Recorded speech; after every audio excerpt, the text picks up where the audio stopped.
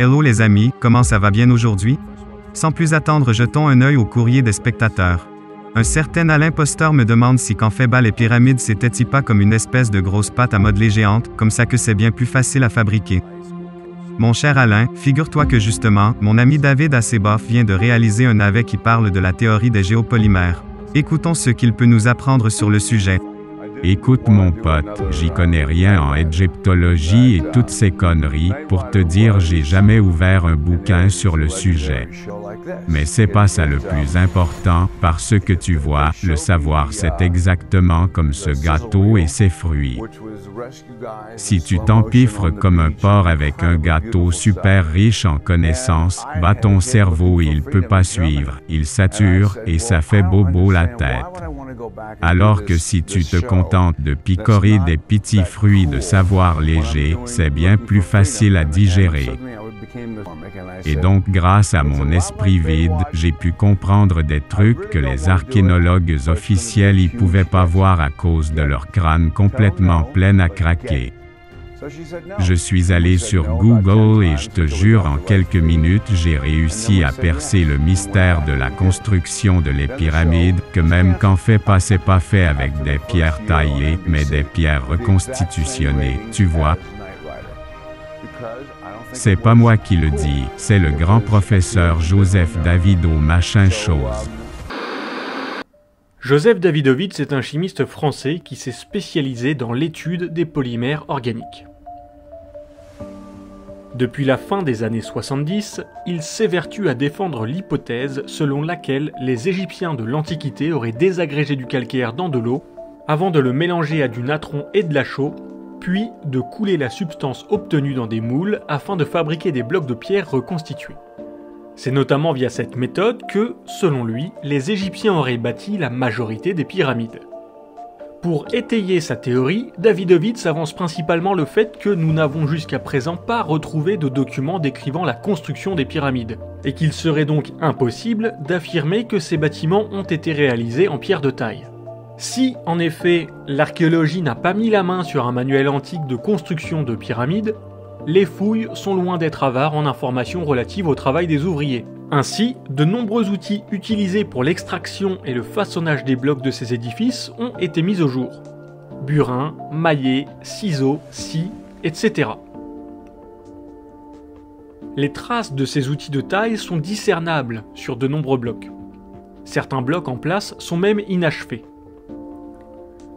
De plus, les carrières d'extraction de la pierre ont été identifiées, ne laissant aucun doute sur le fait que des blocs entiers en étaient extraits, et non pas de la poudre destinée à mouler de la pierre. A contrario, aucun moule n'a jamais été mis au jour. Pas la moindre illustration de l'utilisation d'un tel procédé, tandis que les gravures représentant le travail de la taille et du transport de la pierre, elles, sont nombreuses.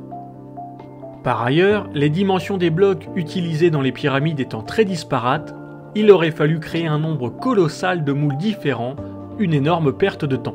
On nous explique que les blocs auraient été moulés les uns contre les autres et que les moules étaient alors créés à l'aide de planches en bois. Ce qui signifie donc qu'il aurait fallu attendre qu'un premier bloc soit complètement sec avant de pouvoir mouler son voisin. Et surtout, là encore, un examen des faits vient contredire cette idée. En effet, comme le montre l'expérience de Davidovits lui-même, si vous moulez un bloc contre un autre, fort logiquement, le procédé amène les deux blocs à fusionner, devenant un seul et unique bloc, toute démarcation disparaissant. Et ce n'est pas du tout ce que nous constatons sur le terrain. Pire, les Égyptiens ont mis en place du mortier entre les blocs, chose qui serait parfaitement impossible si les blocs étaient moulés les uns contre les autres. D'ailleurs, plus on s'enfonce dans la pyramide et moins les blocs sont travaillés. Si le parement et les backing stones sont parfaitement équarris, au cœur de la pyramide, ce sont des moellons grossièrement taillés et liés par de grandes quantités de mortier qui sont en place. Ce fait architectural est totalement incompatible avec des pierres moulées dont l'utilisation de mortier n'aurait pas le moindre sens. De plus, si Davidovits propose une formule pour reconstituer le calcaire, il oublie que du granit est également parfois utilisé, comme c'est le cas dans la Grande Pyramide par exemple. Visiblement, les Égyptiens ont été capables de tailler soigneusement d'énormes blocs de granit, une pierre bien plus dure que le calcaire, mais seraient pourtant incapables de façonner ce dernier. Ça n'a aucune logique. Comme on peut le voir dans l'expérience filmée de Davidovits, fabriquer du béton nécessite forcément de broyer en fine poussière le matériau de base. Que ce soit pour que l'agrégat soit homogène, sable et gravier, ou pour fabriquer le liant, ciment, argile. Or, si l'on regarde les blocs de calcaire des pyramides d'un peu plus près, on distingue parfaitement des fossiles intacts ou ciselés, alors qu'ils devraient être en miettes s'il s'agissait de pierres réagglomérées. En étudiant quelque peu les faits et en réfléchissant quelques minutes, on se rend donc vite compte que l'hypothèse proposée par Joseph Davidovits ne tient pas la route. On rappellera également au passage la découverte récente par l'égyptologue Pierre Talley du journal de Merer, qui décrit le transport de blocs de calcaire depuis Toura jusqu'au chantier de la pyramide. Encore un nouvel élément infirmant la fabrication de blocs moulés à partir de poudre de calcaire. Dans son argumentaire, Davidovits évoque également la stèle d'Irtissène, datée de 2000 avant Jésus-Christ. Sur celle-ci, un artisan parle de son savoir-faire, et Davidovits insiste sur ce passage. « Je sais faire des pigments, des produits qui fondent sans que le feu les brûle, et en outre insolubles dans l'eau. Personne n'en aura connaissance excepté moi seul et mon fils aîné, le Dieu ayant ordonné qu'il pratique en initié, car j'ai remarqué sa compétence en tant que chef des travaux dans toutes les matières précieuses, depuis l'argent et l'or jusqu'à l'ivoire et l'ébène. » Selon Davidovits, cet artisan décrirait ici une méthode secrète pour fabriquer des statues, évidemment en pierre reconstituée. En réalité, à aucun moment Irtissène ne parle de statues ni de moules. Il évoque cependant l'ivoire et l'ébène pour la fabrication de petits objets. Il est plus que raisonnable de penser que ce texte se réfère à la fabrication de frites émaillées, qui est un type d'émail à base de sable et de colorant. Joseph Davidovits fait aussi appel à la stèle de la famine, qui évoque une famine de 7 années due à une perturbation de la crue du Nil sous le règne du roi Djoser. Il donne libre cours à son imagination pour réinterpréter de façon totalement fantaisiste certains hiéroglyphes, croyant pouvoir y lire une référence à la formule magique de la pierre synthétique. Davidovits n'hésite donc pas à fabriquer des preuves imaginaires pour justifier son hypothèse. Malgré ces différents éléments factuels décrédibilisant sérieusement son hypothèse, Joseph Davidovits clame pourtant à qui veut l'entendre que les études scientifiques valident sans ambiguïté l'utilisation de géopolymères. La plus aboutie d'entre elles, Microstructural Evidence of Reconstituted Limestone Blocks in the Great Pyramids of Egypt, a été dirigée en 2006 par Michel Barsoum, qui est un partisan de cette hypothèse. L'étude se conclut en admettant que les résultats obtenus sont insuffisants pour pouvoir confirmer ou infirmer la présence de pierres reconstituées, ce qui, de façon contradictoire, ne semble pourtant pas empêcher les auteurs de terminer en validant l'hypothèse de la pierre reconstituée. En 2007, Dipayan Jana publiait une étude rigoureuse et complète, intitulée Evidence from Detailed Petrographic Examination of Casing Stone from the Great Pyramid of Khufu, a Natural Limestone from Tura and a Man-Made Geopolymeric Limestone. Ce travail se propose de revenir sur l'ensemble des publications sur le sujet, en pointant du doigt les différentes erreurs d'interprétation, les problèmes de méthode et les différents manquements de ces études. Voici une traduction de sa conclusion. Sur la base d'un examen détaillé de la littérature sur ce débat et de l'évaluation de tous les résultats publiés à la lumière de la présente étude exhaustive, l'auteur est d'avis que nous sommes loin d'accorder, même comme une possibilité lointaine, une origine artificielle aux pierres pyramidales. C'est bien cette absence de signature géopolymère dans les pierres de la pyramide qui devrait inciter à réévaluer les mystères apparents de la taille et du levage de grands blocs pyramidaux proposés à l'origine pour soutenir l'origine artificielle. Nous avions contacté M. Barsoum au début de l'année 2017, qui nous avait expliqué préparer une nouvelle étude dont les conclusions seront cette fois-ci, selon lui, définitivement en faveur de la présence de géopolymères. 2 ans plus tard, l'étude en question n'a toujours pas vu le jour.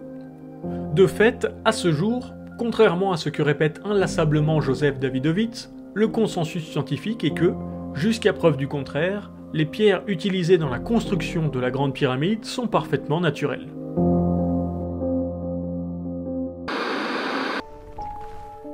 Ouais, bof.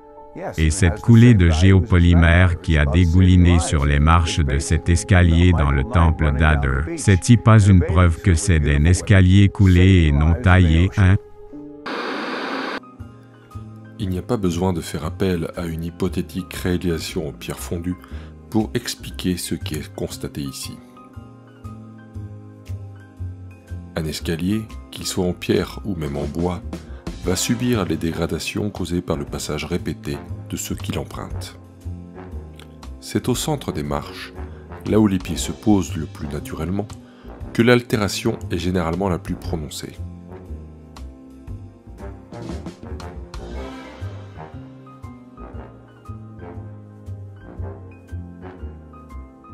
De par la nature même du temple d'Hathor, les escaliers qui s'y trouvent étaient, et sont encore, très empruntés. Il n'y a donc rien de surprenant d'y observer une telle dégradation, d'autant plus que le temple est réalisé en grès, une roche très friable.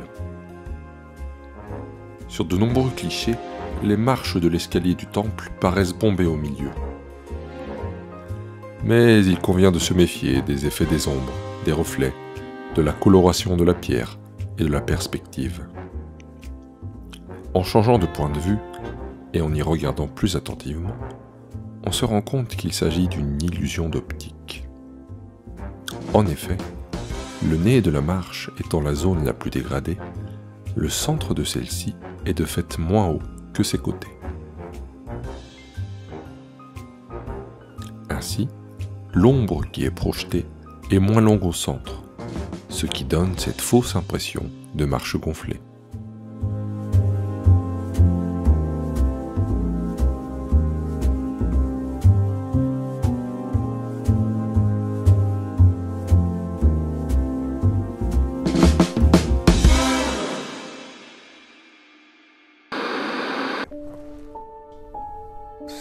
Bon, admettons, mais les gros blocs de granit qui font le poids de plusieurs grosses berlines alors, c'est juste complètement impossible de transporter des blocs de 65 tonnes depuis Assouan avec les petits bateaux en roseau des Égyptiens. Ils n'avaient pas de cargo à l'époque. Moi je dis que le granit il n'a été fondu à l'aide de lentilles géantes. C'est la seule explication possible. Toutes les preuves sont cachées au Vatican.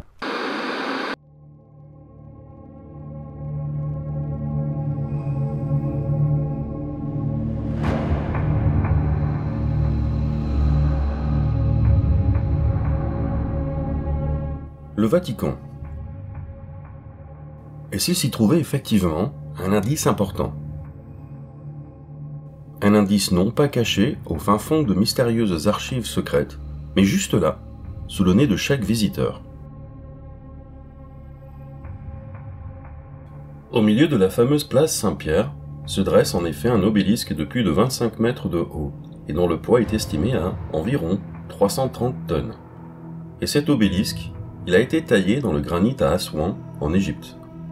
Que fait donc ce monolithe égyptien au beau milieu de Rome?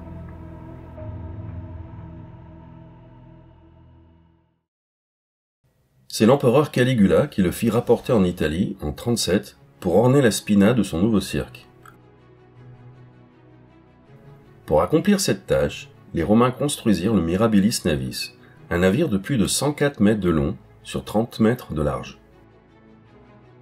Plus tard, l'empereur Claude le fit couler afin d'y asseoir les fondations d'un phare. Des fouilles archéologiques mirent au jour des vestiges du fameux bateau. Ainsi, ce bloc de 330 tonnes aura parcouru plus de 2000 km par bateau, sans pour autant faire appel à la haute technologie d'une mystérieuse civilisation disparue ou à la réduction du granit en pâte à modeler par un improbable procédé secret. Plus tard, le pape Sixte Quint décida de déplacer l'obélisque jusqu'au milieu de l'actuelle place Saint-Pierre afin de le mettre en évidence et affirmer sa toute-puissance. Ainsi, en 1586, on plaça l'obélisque sur un traîneau en pin, puis à l'aide de 160 chevaux attelés à 40 cabestans et de 900 hommes en renfort, il fut traîné puis dressé. Sixte raménagea ainsi 3 autres obélisques. Eh oui, car l'obélisque du Vatican n'est pas le seul que les Romains aient chapardé aux Égyptiens. Auguste fut le premier à rapatrier un de ces monolithes en l'an -10. Il s'agit de l'obélisque dit du Montecitorio, de 22 mètres de haut pour 210 tonnes. Le plus imposant des obélisques transportés par les Romains est celui du Latran, d'une hauteur de 32 mètres pour 530 tonnes. implanté dans la capitale romaine en 357 sous Constance II. Les Romains ne se sont pas contentés de chaparder les obélisques réalisés par les Égyptiens. Ils en ont également exécuté certains. C'est par exemple le cas de l'obélisque de la Piazza Navona, taillé dans le granit rouge de Sienne et commandé par Domitien au 1er siècle. Au final, on ne compte pas moins de 13 obélisques éparpillés dans la capitale italienne. En 1929, le lac de Nemi est vidé, mettant au jour 2 gigantesques navires antiques de Caligula. Le premier de 73 mètres de long sur 24 mètres de large, le second de 71 mètres sur 20 mètres. Ces découvertes offrent un témoignage exceptionnel des compétences des civilisations antiques qu'il ne faut pas sous-estimer.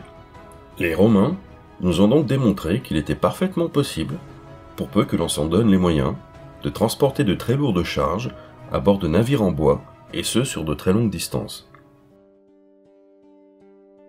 Des textes et des illustrations mettant en scène le transport de charges lourdes en Égypte antique ont été mis au jour.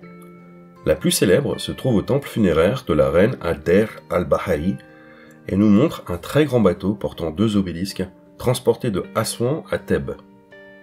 Ces obélisques subsistent encore, l'un d'eux étant toujours dressé au temple de Karnak. Leur taille est de 28 mètres et demi de haut pour un poids d'environ 300 tonnes, soit une charge totale sur le navire d'environ 600 tonnes. L'embarcation n'avait pas de moyens de propulsion propre et était remorquée par 27 petits bateaux, manœuvrés chacun par 32 rameurs. Ces bateaux étaient surtout destinés à diriger la barge qui utilisait le courant pour descendre le Nil. D'ailleurs, les carrières de pierre étaient toujours situées en amont du lieu de destination pour faciliter le transport des charges en naviguant dans le sens du courant. Un texte de la même période mentionne une barge de 63 mètres de long sur 21 mètres de large, utilisée sous Thoutmôsis Ier pour le transport de 2 obélisques de 20 mètres. Les Égyptiens savaient donc construire des barges de telle dimension. D'autres illustrations représentent le transport fluvial de colonnes et de blocs de pierre.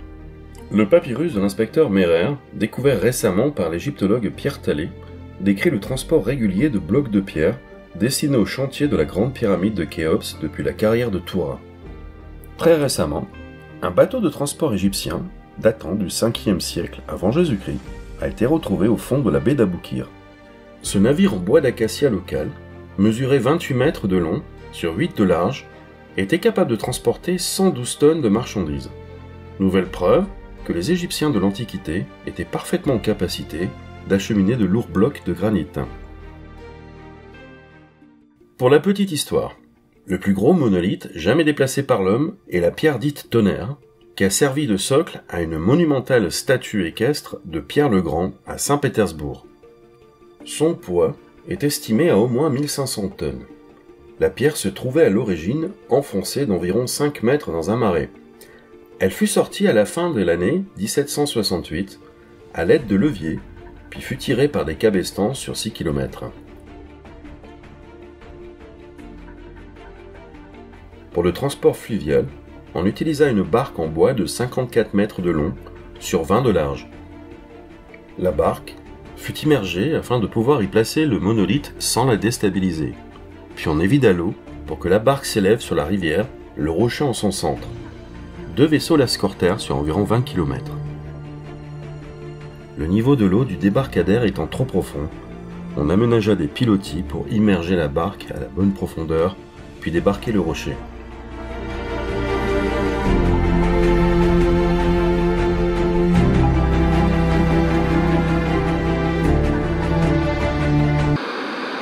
Ouais, bah n'empêche que moi je sais que les Égyptiens ils ont pas fait comme ça. Ils faisaient fondre le granit pour le découper. De toute façon, il suffit que les scientifiques n'y fassent l'expérience et on verra que ce que je dis c'est la véritude. Mais ils ne le feront jamais car ils ont trop peur de la vraie vérité qui dérange. Today we're going to melt some granite. First, what we're going to do is we're going to light a methane-oxygen flame. Methane is the same gas that you would cook with at home if you have a gas stove. There you can see the flame. We're going to adjust it. However, when you burn methane or natural gas at home in your stove, you burn it in air. Here we're going to burn it in pure oxygen. That gives us a little bit of a hotter flame. Then, once the flame becomes properly adjusted, we're going to hold a piece of granite. Let's see if we can see the granite at this point. Here it is. It's a granite rectangle, and being held essentially in a pair of needle nose pliers. And this granite, which is actually a type called granodiorite, will be placed in the flame and will start to heat up. So we're adding heat to the granite, which will increase its temperature.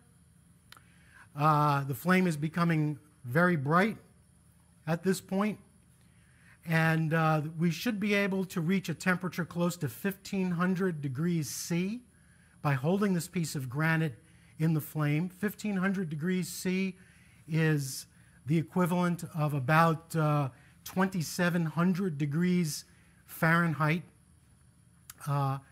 At these temperatures, the granite should melt completely. In fact, some of the individual minerals, such as magnetite that may be present in small amounts in the granite, will probably melt nearly completely at this temperature. Also, some of the minerals in the granite have water contained in their crystalline structures. That water will form small bubbles in the molten rock. When we're finally done melting a little bit of this granite, the granite piece will be covered with what is essentially volcanic glass. And the glass could have small bubbles in it, which would then be representative of steam, the steam being produced by the destruction of what we call the hydrous minerals, or the minerals that contain water in their structure. One of the reasons that we're interested in molten rock in this laboratory is that molten rock, of course, exists in nature. Now, it's not heated by a flame inside the Earth. Rather, the Earth, even now, is generating heat by way of natural radioactivity. And in places, the crust of the Earth can melt. There are many complicated processes involved in the formation of a granite magma that I'm glossing over at this point. And the magmas can transport ore metals up toward the surface of the Earth. Not to the surface, but near the surface. The magma may pool in what we call a subvolcanic conduit and release those ore metals into steam that's forming bubbles within the magma. That steam leaves the magma, can flow into fractured rock, and form veins of ore minerals and other minerals, essentially forming a mineral deposit. And that mineral deposit might be economic, and if it's economic, given the economic conditions and the technologies that exist at any time, we might call it an ore deposit. And an ore is something that can be mined at a profit. So right now we are heating the sample up. It's probably developing something of a molten rind on it now.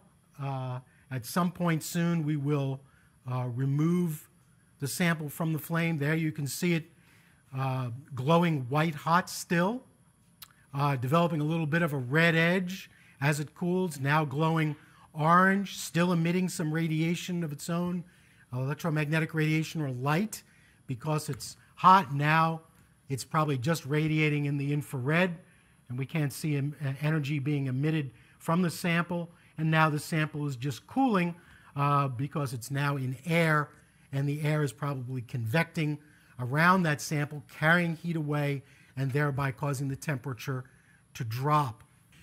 So here we see the result of the melting experiment. This is a small piece of the granite which has melted. You can see this glassy area on top of the specimen, which is just a few millimeters across.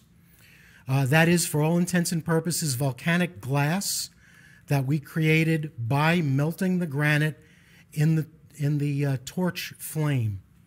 There are, if you look closely, some small spherical structures that you can see within the glass, one toward the upper center part of the glassy area, and that circular structure is in fact spherical, and it is a bubble. It's a bubble of steam, and the steam was released from some of the water-bearing minerals that were in the granite.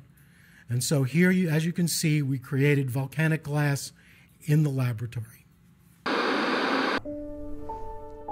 Non, mais le gars, c'est un scientifique dogmatique de la science officielle. C'est évident que son expérience, elle est truquée. De toute façon, moi je connais la vérité. Alors ferme ta gueule.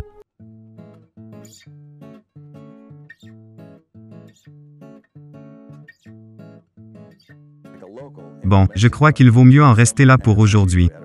On se retrouve prochainement pour découvrir de nouveaux mystères trop étranges.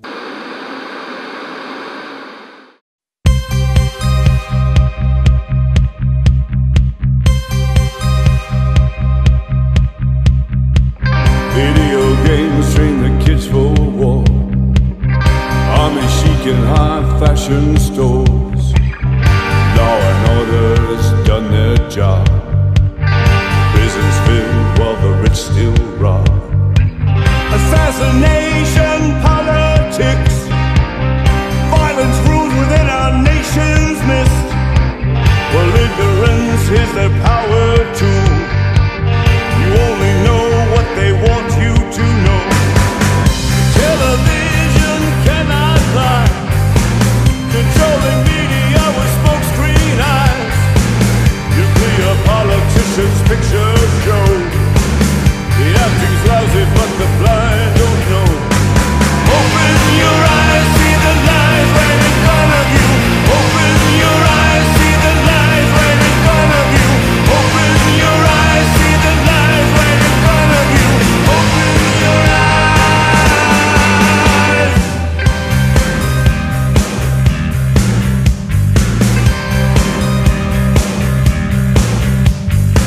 They scare us all with threats of war, so we forget just how bad things are. You chase the fear when you're all alone. They're gonna get you when you're on your own. Silence of conspiracy, slaughter on the altar of apathy. You gotta wake up from your sleep, 'cause we can inherit Earth 6 feet deep. Open your eyes, see the lies right in front of you. Open your eyes, see the lies right in front of you. Open your eyes, see the lies right in front of you. Open your eyes.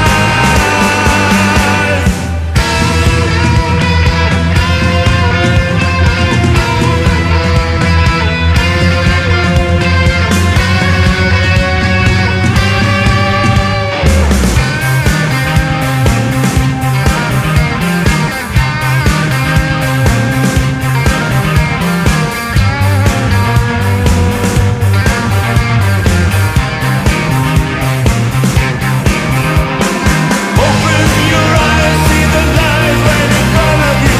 Open your eyes, see the lies right in front of you. Open your eyes, see the lies right in front of you. Open your eyes. Open your eyes, see the lies right in front of you. Open your eyes, see the lies right in front of you. Open your eyes, see the lies right in front of you. Open your eyes.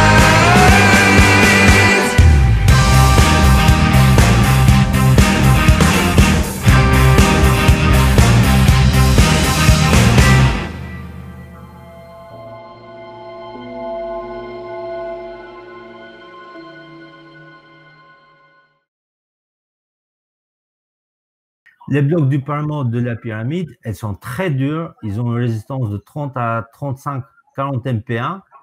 OK? Donc, il y a, à part si vous avez des burins en acier ou en fer, on ne peut pas les attaquer avec du cuivre. C'est impossible. Même avec du cuivre mélangé avec de l'arsenic, c'est pas possible. Ce n'est pas possible. J'ai essayé. J'ai essayé sur du marbre, encore moins dur que le calcaire, que les blocs du Parlement. Et c'est impossible. On ne peut pas tailler. On ne peut pas tailler avec du cuivre. Même si c'est du cuivre, même si on est dans le bronze, on ne peut pas l'attaquer. Ces outils sont les premiers utilisés par les artisans de l'ancien temps. Ceci est un maillet, avec lequel on frappe sur cet autre outil en cuivre qui a la forme d'un burin. Le procédé est le suivant. Vous apposez la pointe du burin sur la pierre, selon un certain angle, puis vous donnez des coups assez puissants sur le burin avec le maillet, et vous verrez que de gros morceaux de pierre se détachent. Voilà pour le gros œuvre. Mais nous avons aussi un burin en cuivre, conçu pour le travail exigeant plus de finesse, et qui enlève moins de matière, mais qui permet d'obtenir plus facilement une surface totalement plane.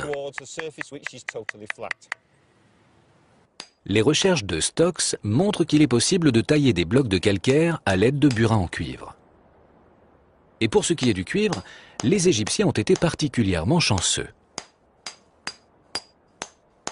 Des analyses chimiques poussées d'anciens outils démontrent que le cuivre égyptien n'est pas pur. Il contient des traces infimes d'arsenic. Par chance, cette impureté favorise l'alliage des cristaux de cuivre qui rend l'ensemble plus résistant que le cuivre pur.